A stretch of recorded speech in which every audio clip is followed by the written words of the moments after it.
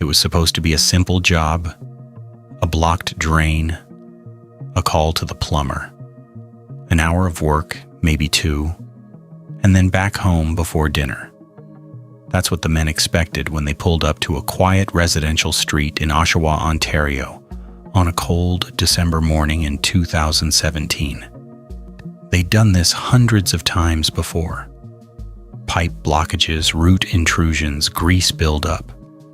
Nothing they hadn't seen. They knocked on the basement door. The man who answered seemed nervous. The smell coming from inside the apartment was something they couldn't immediately name. Not sewage. Something older. Something heavier. He told them not to worry about it. They went to work. When the drain snake came back, after the first pass, then the second, then the third, it wasn't carrying grease. It wasn't carrying roots. It wasn't carrying anything they had a word for, not in the language of plumbing. One of them held it up under the light. 15 pounds of it. Maybe more. Flesh. The 911 call came in at 10:43 that morning. I'm a plumber. I'm on site at a job. We've been snaking a drain and we've been pulling back. We probably pulled back about 10, 15 pounds of what looks like flesh-type stuff. Meat. And we don't know what it is. There was a pause on the line. Then, stay where you are. Do not touch anything else. We're sending officers right now. By the time the first patrol car arrived, the plumbers were standing outside in the cold, not speaking. The man from the basement had come out to watch them. He stood nearby, hands in his pockets. When the officers approached him, he didn't wait for them to ask a single question. He looked at them and said, "The jig's up, it's a body." They arrested him on the spot. His name was Adam Strong. He was 45 years old. He had lived in that basement apartment for over a decade. A quiet tenant, the neighbors said. Kept to himself. A little strange, maybe, but nothing that made you cross the street. In the back of the squad car, he kept talking. "If you want the rest of her," he said, "she's in my freezer." He said it the way someone might mention where they'd left their car keys. Officers re-entered the apartment. They found the freezer. Inside it were severed human body parts, methodically arranged, carefully stored. On the neck of the severed head there was a tattoo. One word. Alive.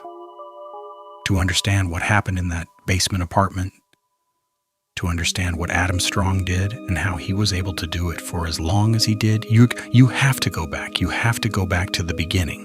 Not to Strong's beginning, but to hers. You have to start with Rori. Rori Hache was born in July 1999 in Oshawa, the kind of mid-sized Ontario city that most people drive through without stopping. Industrial, practical, a working city, not a pretty one. But for the people who grew up there, it was home in the way that only imperfect places can be. As a child, Rori was the kind of kid who made adults smile without trying. She loved animals. She spent time with elderly neighbors. She joined Army cadets at an age when most kids are still figuring out which cartoons they like. And by 13, she had been named Cadet of the Year.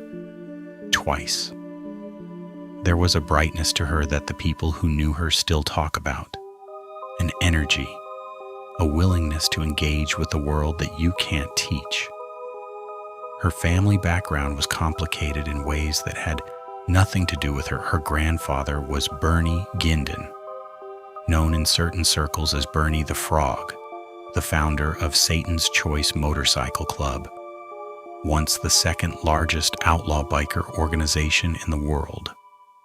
A man with drug and assault convictions, 22 years of prison time, and somewhere between 11 and 16 children scattered across his life. Rory's uncle Harley Davidson Ginden, yes, that was his name, ran a clothing store in Oshawa and had his own history with the law, his own Hells Angels affiliation. On his back was a tattoo that listed his prison fight record, 41 wins, no losses. But he adored his niece. That part was never complicated. The complicated part began when Rori started high school. She was 14, a freshman, and someone offered her crystal meth. She accepted. What followed wasn't a sudden collapse. It rarely is. It was gradual. A slow erosion of the things she'd built, interrupted occasionally by moments where she clawed her way back. Her mother, Shannon, recognizing that she couldn't manage alone, did something that must have felt like breaking a piece of herself. She reported herself to Children's Aid, not because she had failed as a mother, but because she thought it was the only way to get Rori the help she needed. The services didn't help, but Rori somehow found her own way through. By the time she was 17, she was living with Uncle Harley and his family while he served house arrest. And in the years that followed, she kept trying, kept climbing back toward something stable, something real. By the summer of 2017, she had reasons to believe she was getting there. She had a boyfriend named Tony. She had her own apartment. Harley had given her and her mother $1,000 to help with expenses, but Rori had gone and found a job anyway. She had gone back to school, and in August 2017, her Aunt Michelle took her to a drugstore to buy a pregnancy test. It came back positive. Rori wanted to keep the baby. She was looking forward to becoming a mother. That was August 2017. She had 3 weeks left to live. Nobody knew that yet. Not her family, not her friends, not the workers at the refuge. The youth center where Rori was a regular, where people had watched her struggle and watched her try again and had rooted for her in the quiet, consistent way that people do when they've seen someone fight hard for something. But something shifted in those final weeks. Something that the people who loved her could feel but not quite name. On August 10th, there was a fire at her mother's house. The cause was never fully explained. Shannon was injured. The family dog was killed. Whatever peace Rori had managed to build for herself, that fire disturbed it in ways that showed up in her behavior in the days that followed. Workers at the refuge noticed she had relapsed. They said she seemed unsettled. Then, in August, they said she seemed better. The last person in her family to see her was Harley. He noticed immediately that something was wrong. She didn't want to talk about it. She seemed closed off, as if she were carrying something she didn't have words for, and when she hugged him goodbye, he knew.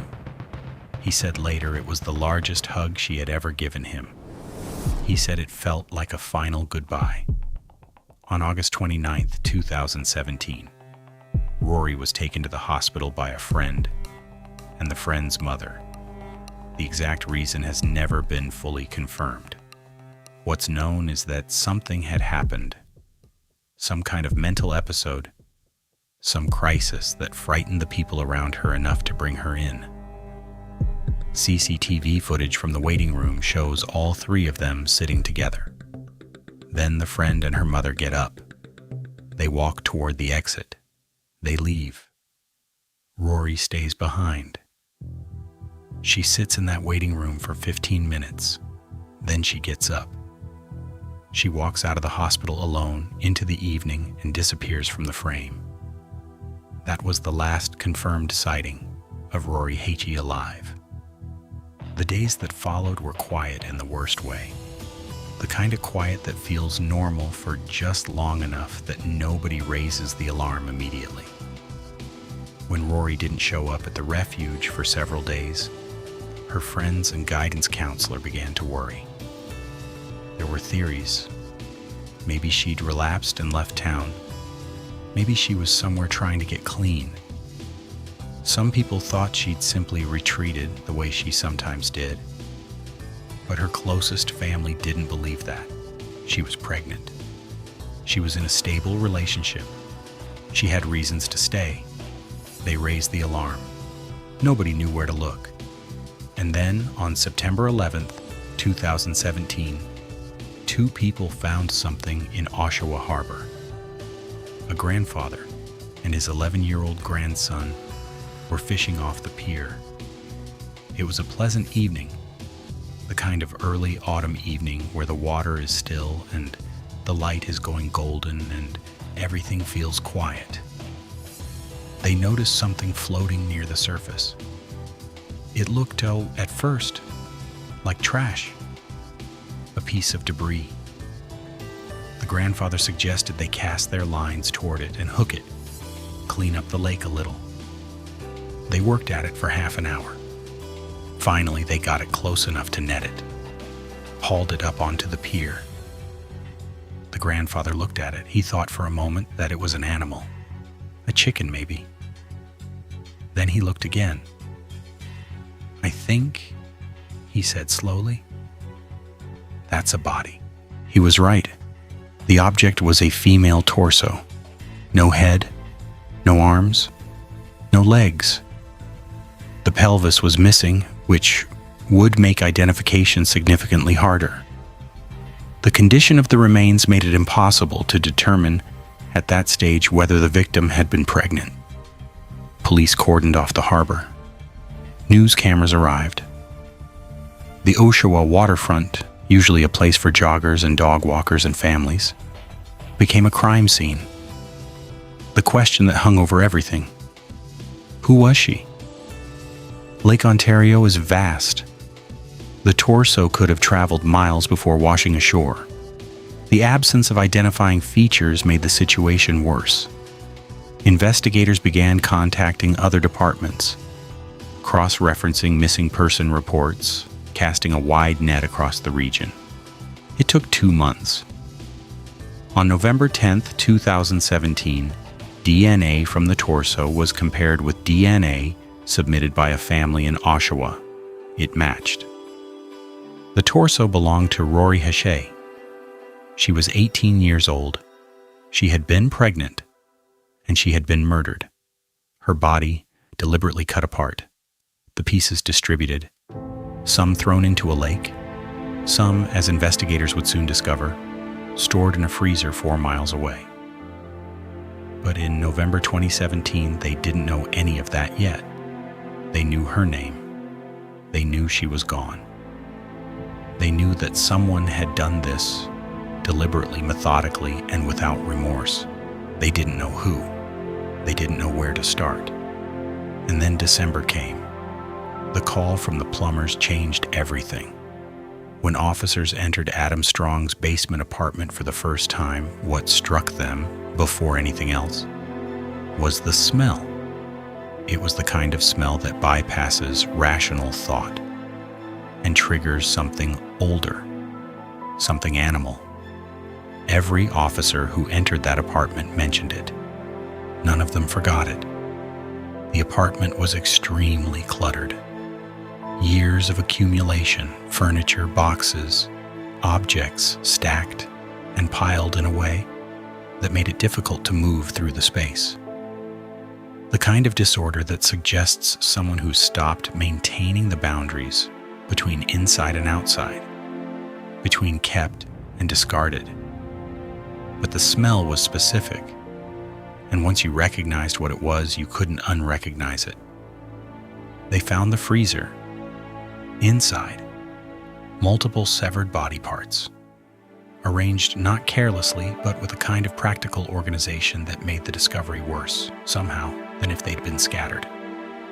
On the neck of the severed head, a tattoo, one word: alive.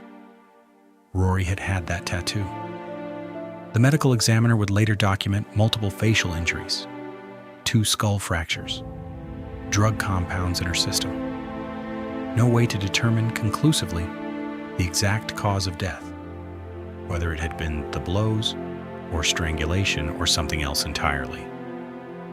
What was certain was that her death had been violent. What was certain was that it hadn't been an accident. And what was certain was that Adam Strong had been living with her remains for months. The search of his apartment continued for days.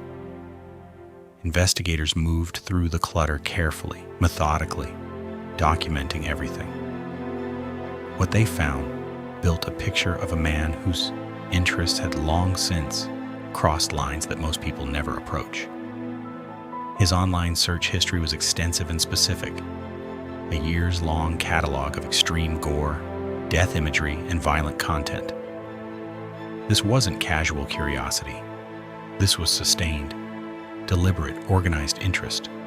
They found restraints, adult devices, a hammer, and on that hammer, Rori's DNA. They found her running shoes in a plastic bag. On the shoes, blood spatter. On the walls near the baseboard leading into the bedroom, more blood spatter. They found a pipe bomb, undetonated. The bomb squad was called in. The controlled detonation echoed through the neighborhood, rattling windows up and down the street, sending neighbors to their doors to watch. And in the knife drawer, they found a hunting knife, the kind used by hunters to cut and skin animals, a specialty blade, serrated in specific places, designed for precise work on large game. They swabbed it for DNA. Rori's DNA was not on the knife. Someone else's was. The name that came back in changed the shape of everything investigators thought they understood about Adam Strong. Kandis Fitzpatrick, 19 years old at the time of her disappearance, born in 1989. She had gone missing in March 2008, nearly 10 years before Rori's body was found in the harbor. Her family had reported her missing. They had filed reports in 2008. They had followed up in 2010. They had kept looking, kept hoping, kept trying to get answers from a system that had for a decade returned nothing. Kandis, like Rori, had struggled with addiction. Kandis, like Rori, had spent time on Oshawa's streets during difficult periods. Kandis, like Rori, had a family who loved her, a family who never stopped looking, who never convinced themselves that she had simply walked away. Her father would later say, with the careful, exhausted certainty of a man who has had years to think this through, "My daughter was tough. She was very tough. She would not have been an easy catch for anybody, so I knew he knew what he was doing." 10 years. Kandis Fitzpatrick had been missing for 10 years, and her DNA was on a knife in Adam Strong's drawer. When detectives brought this to Strong, he shifted. He had been, up to this point, almost conversational about Rori, disturbingly so. He spoke about the logistics of dismemberment with a flatness that made experienced investigators uncomfortable. Not because they hadn't heard disturbing things before, but because of how little effort it seemed to cost him. He mentioned that he had begun the process on Christmas Eve 2017, because that was when the neighbors were away. He described it practically, answering clarifying questions without apparent reluctance. He seemed to believe that as long as the conversation stayed on what he had done after Rori was dead, the dismemberment, the storage, the disposal, he was insulated from more serious charges. He was not entirely wrong about the legal strategy, but he was wrong about where the conversation was going. When investigators introduced Kandis, the temperature in the room changed. Strong's explanation for the knife, procrastination. He should have disposed of it. He hadn't gotten around to it. He acknowledged knowing Kandis. He acknowledged that he should have thrown the knife away years ago, and that his failure to do so was essentially what had caught him. He did not confess to killing her. He did not confess to killing Rori, but the confession to dismembering Rori, fed in detail on tape, combined with the physical evidence, the hammer, the blood spatter, the running shoes, the knife, the DNA, was enough. In November 2018, Adam Strong was charged with 2 counts of murder. Building a case without a full confession, without Kandis's body, and without a definitive cause of death for Rori, required prosecutors to do something that true crime cases rarely require so precisely. They had to build a picture of who Adam Strong was. Strong was born in 1972. He had worked over the years as a gas station attendant and occasional film set security guard.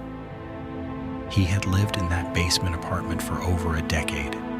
Quiet, unremarkable, the kind of person who doesn't register. In interviews, Strong offered an explanation for his behavior that was both self-serving and, in its own way, revealing. He blamed his childhood. He said, and this is the exact phrasing he used, "They are my actions, but I don't think I would have made those actions had I been nurtured." He said it was a really bad childhood. Prosecutors countered by calling 2 women who had been in relationships with Strong, both of them from over 20 years earlier, when he had been in his 20s. Both described his interest in bondage and choking.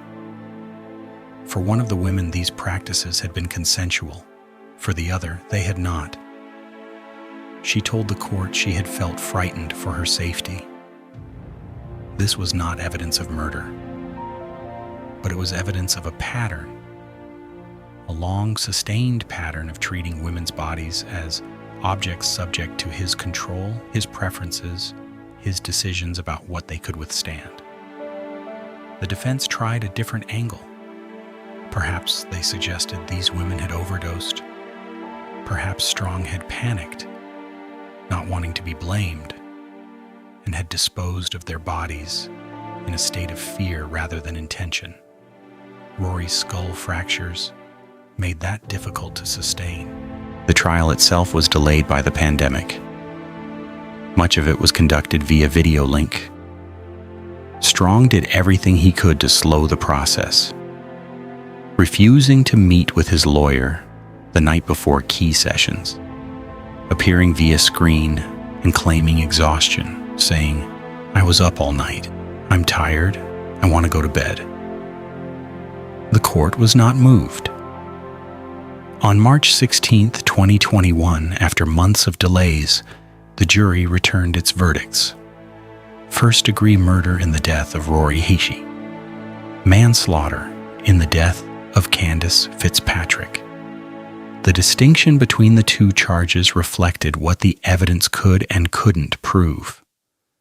There was no body for Kandis, no forensic reconstruction of her final hours, no physical record of what had happened to her beyond a DNA trace on a knife and Strong's oblique acknowledgments. But the knife was enough. His knowledge of her was enough. And the first-degree murder conviction for Rori, requiring proof of planning and deliberation, told its own story about the kind of man Adam Strong was. First-degree murder carries an automatic life sentence in Canada. Adam Strong would not be going home. In July 2021, something unexpected happened. Strong, perhaps resigned to the mathematics of what remained of his life, told a prison guard something he had refused to tell anyone during the entire investigation, the entire trial, the entire time since his arrest. He told them where Kandis was buried. Officers drove him to the location, an intersection in Oshawa, unremarkable, the kind of corner you've passed 100 times without thinking. He pointed to a spot. They dug. They found her. After 13 years, Kandis Fitzpatrick's family finally knew where their daughter was. They could bring her home. They could stop searching. Rory's family, who had, through everything, maintained a particular kind of devastated dignity, expressed something that word relief is too small to contain. One community member, a long-time Oshawa resident, said, "I've lived in Oshawa 43 years. I was born and raised here. I never thought we had to worry about problems like this. We've had some bad people, but not someone sent straight from the pit of hell. There are questions that this case will never fully answer. We don't know exactly how Adam Strong met Rori Hache. We don't know what happened in that apartment in the final hours of August 2017. We don't know whether Rori knew she was in danger or whether she trusted him or whether she had any chance at all. We don't know what the decade between Kandis and Rori looked like from the inside, whether there were others, whether those 10 years were an anomaly or whether they contained things we simply haven't found yet.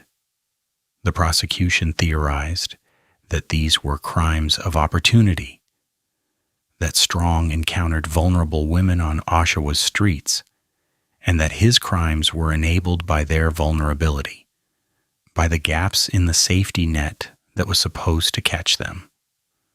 Women with addiction histories. Women the system had already failed. Women who were unlikely to be immediately, urgently searched for. And that theory is probably right, and it is probably the most disturbing thing about this case. Because Adam Strong didn't need to be a monster hiding in darkness. He lived in a basement apartment. He worked at a gas station. He walked the same streets as everyone else. The women he targeted were not invisible to the people who loved them. Rory's family searched for her. Kandis's family filed report after report for years. They were not ignored by the people who knew them. But they existed in spaces where the infrastructure of protection was thin, where the distance between vulnerability and catastrophe was shorter than it should ever be. And Adam Strong understood that distance precisely. He had been navigating it carefully for at least a decade. Rori Hache was 18 years old. She was 3 weeks away from the end of her first trimester. She had a boyfriend, an apartment, a job she'd found herself, school she'd gone back to on her own terms. She had made it through years of things that would have broken other people. She did not survive Adam Strong. Kandis Fitzpatrick was 19 years old when she disappeared. Her family spent 13 years not knowing. 13 years of the specific, grinding anguish of a loss without a location, a grief with no place to put itself. When they finally brought her home, the relief was real.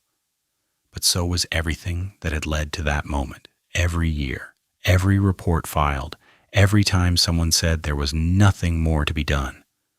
The tattoo on Rory's neck said alive. She put it there for a reason. She wanted to remember something. She wanted to carry something forward. Whatever Adam Strong took from her, he couldn't take that. Her name is Rori Hache. Say it, remember it, fade to black. Silence.